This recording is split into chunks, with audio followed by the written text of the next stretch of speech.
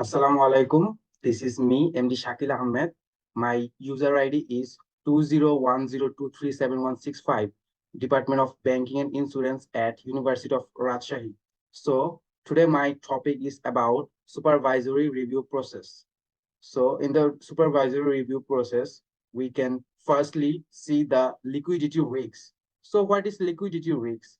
Liquidity risks is the risk of loss resulting from the inability to meet payment obligations in full and on time when they become due. In the liquidity risks, regulatory liquidity indicators are given below, such as cash reserve requirement, statutory liquidity ratio. Then secondly come the reputation risks. So reputation risks refers to the losing reputations or goodwill in society due to various reasons, such as non-compliance to regulatory norms, getting stuck in legal cases for bad publicity. Then third come the strategic risks. Strategic risks refers to the internal and external event that may make it difficult or even impossible for an organization to achieve their objectives. And strategic goals that risks can have sharp consequences that indicate organizations in the long terms.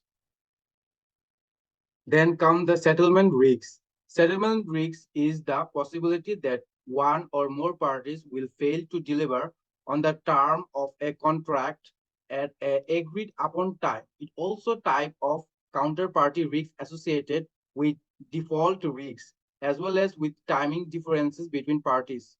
Then next is appraisals of core risk management practice.